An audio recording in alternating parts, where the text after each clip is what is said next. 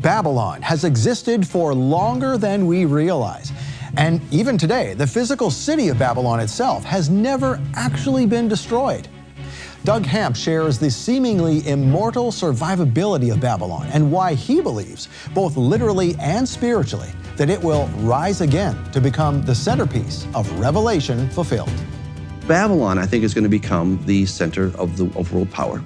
I think countries will eventually sign up for this Babel initiative idea, and they'll be like, this makes so much sense, especially in light of the destruction of Damascus, with the threat of nuclear possibility. I mean, we've got to do something radical. So now, just to stop you there. So again, you think this is going to happen in reality, and yet it's in the book too. It's in the book. So it's fiction for now. It's fiction for now. But again, everything that was written as fiction was very well researched. Yeah. All right. And so even the characters that we came up with, we really wanted to present them to the very best of our ability in their cultural relevance and how they might think. Even some differences between, some of the different factions within Islam. We did our best to try to, really keep those differences so that people could appreciate that. But I mean, it's not out of character to do that. I mean, like in movies, we see all this all the time where it's called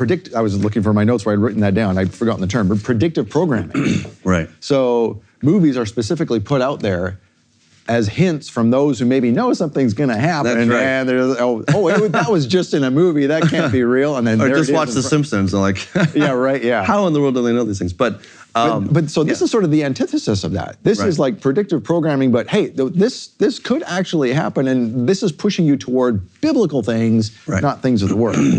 Well, again, the Bible gives us the bullet points of what's going to happen. Yeah. And so we're just trying to put a little bit of flesh on this skeleton, right? We don't know 100%, but we're like, well, based on this, and this, and this seems pretty plausible, right?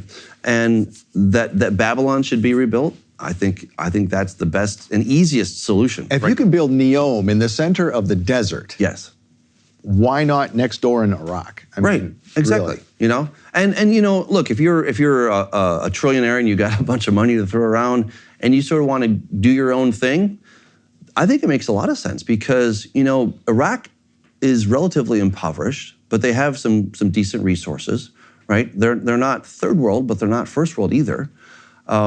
They could certainly use an infusion of cash. And I think if you had such a thing, a person could create their own state, essentially. They could essentially buy out the people, not necessarily politically, but giving gifts, by building infrastructure. And you become the de facto mayor of your own city because you built the thing.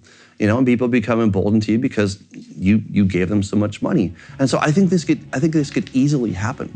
And then there's, of course, the whole technological thing, right? And so what we sort of speculate in the book is that there'll be a lot of discoveries that will come together. A lot of ancient wisdom will be unearthed.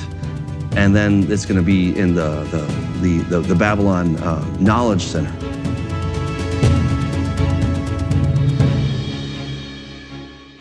Shalom, Torah fans. Give this video a thumbs up and share it with a friend. Tap the subscription button and the bell icon. And I promise to update weekly with in-depth biblical research. Be sure to download the new michaelrood.tv app for both mobile and home devices for even more commercial-free content.